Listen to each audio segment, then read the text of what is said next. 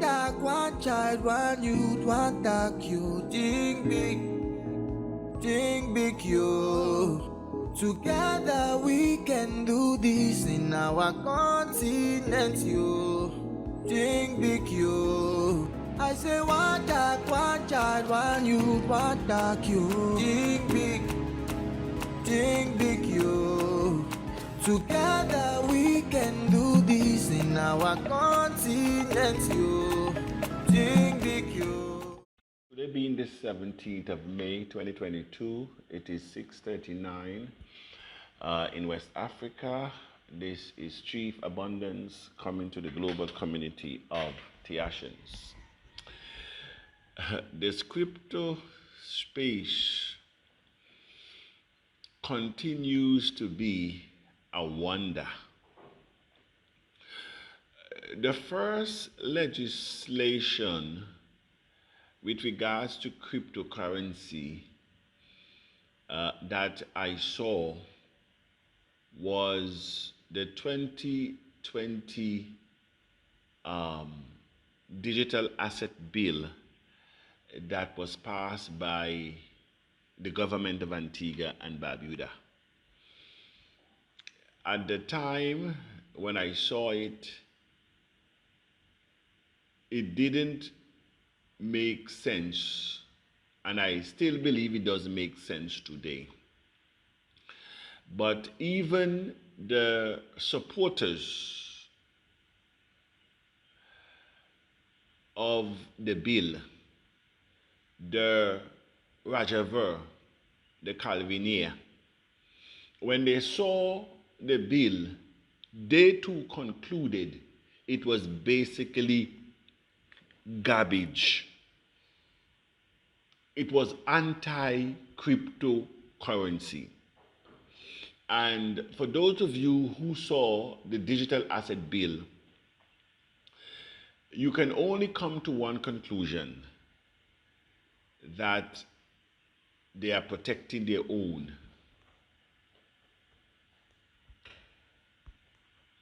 A couple days ago, the National Executive Coordinator for Nigeria sent me a draft copy of a bill from Nigeria. I'm not too sure if it has been legislated, but I happened to scan through the document, and I use the word scanned because that is what I did. I scanned through the document.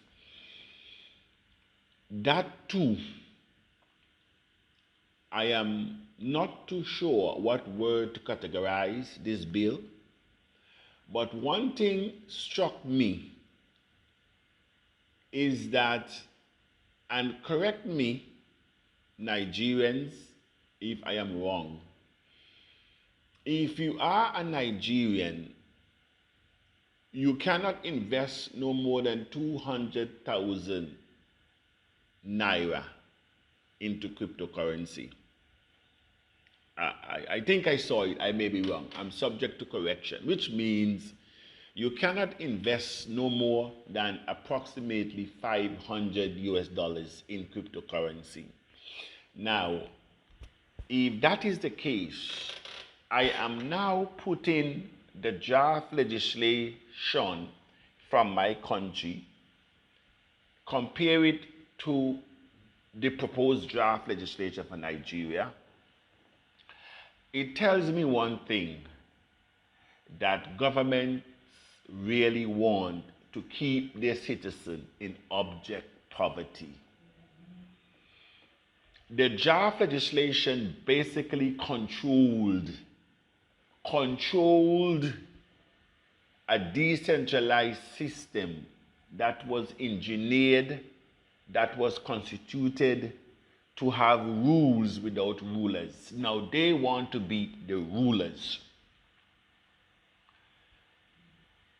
It goes back to the system that we were all born into, the centralized central bank, World Bank, IMF controlled system where they dictate who move on and who stay behind. Cryptocurrency came to rubbish that by giving each and every individual a level playing field to achieve and amass any amount of wealth that you can imagine. That was what this space, when it was created, gave all of us an opportunity to amass uncommon wealth that I've never seen by men nor angels. But your leaders and legislators, those that you revere, those that you praised, they will not have it. They will not have it. And so I want those of you in Antigua and those of you in the forum, go online, look up the 2020 digital asset bill that was passed in my country.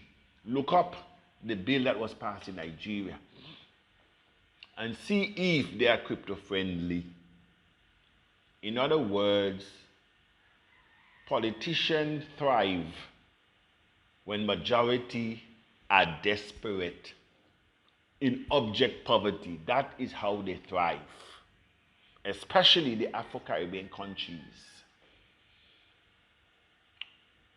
Your enemy is not China. Your enemy is not the US. Your enemy is not Russia. Your enemy is those who you vote for and are voting for. I mean, look at that legislation, that proposed, I believe, legislation. I don't want to believe that they passed it into law, but it basically gives government 100% control over your cryptocurrency. They're even dictating. Have you ever come across any bill that the elites founded that limits your ability in any amount to invest in their system? I've never seen it. I have never seen no legislation that tells me that using the fiat system, I am limited as to how much I can invest in my country or in any other country for that matter. Have you ever seen it? But look at this. It shows you who are your real enemy. It shows you the mastermind of poverty. It shows you that the system that you thought was designed, they call it top-bottom. The top-bottom economic approach, where the super rich are getting richer, and the economic module is that they will get so rich that it will flow down to the bottom automatically. Have you ever seen it happen? Has it happened in the past? That is the economic module. But there is no stipulation in any laws in any country that permits you or limits you to invest in any of their stock. There's no limitation, because that is their system that they have controlled. And so they can bring the prices up by creating scarcity, or they can bring any company prices down by scandal. The same weapon they use to promote you is the same weapon they use to destroy you. We have seen the market crashes many times. People lose their entire savings. That is what lunar terror has done by inviting the hedge fund managers, big money into crypto, That is what they show you what is going to happen in the future. That what was supposed to be stable, what was designed to be a stable coin, for the first time, the whales, they call them, have defied that system where the UST was supposed to be a hedge, lunar theta, supposed to be a stable coin pegged to the US at $1. We saw it was trading at 0.0001 of a cent, not even a cent, a couple days ago.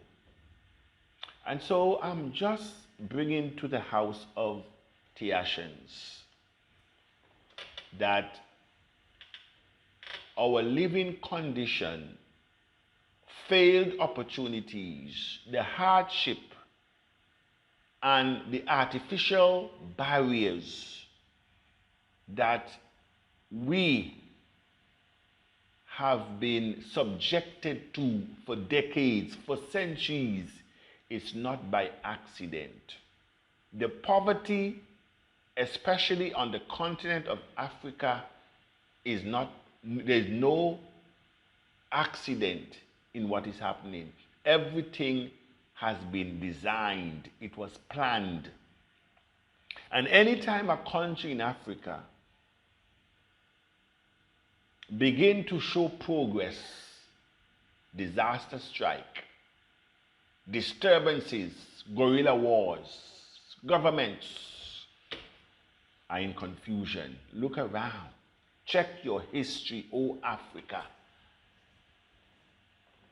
Because the poverty of Africa is a wealth creation for the world.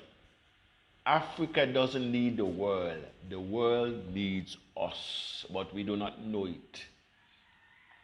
Because we have been taught and indoctrinated to believe that foreign is better and white is best. That is how we were taught. And so we always look to another to rescue us, instead of us come together as one to rescue our own selves. Instead, all what we can do is to deceive and to steal the trust of our own. And so today, the crypto world has lost over 50 billion on paper in a matter of days, all because of greed. Greed. It boils down to greed and selfishness. This is chief abundance. May we all wake up to the reality of what is before us. May we as a global community expand the base in a manner that no one country will be able to resist this movement, because that is what we are. We are a movement. A lot of you are sitting down waiting on who or on what to help you. Who did China sat and wait for to help them? Who did the Jews sat and wait to help them? Who did South Korea sat and wait to help them? Who did Japan sat and wait to help them? I'm asking you. Singapore, who did she wait or sat to help them? But we are waiting. For I don't know who to rescue us, but may we come to our understanding, except we do it for ourselves, no one will do it for us. Not even those that we have put in leadership. Look at their policies. I don't need to tell you, look at their policies. Look at your community. You are living below the standard of animals, especially on the continent of Africa. Look at your streets. Look at your community. They are filthy. Filthy. Look around. In 2022, don't have potable water.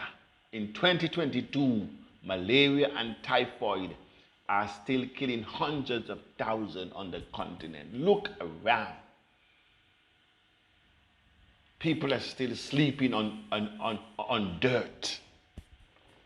On dirt on the continent. People are still living in zinc houses. Whole families.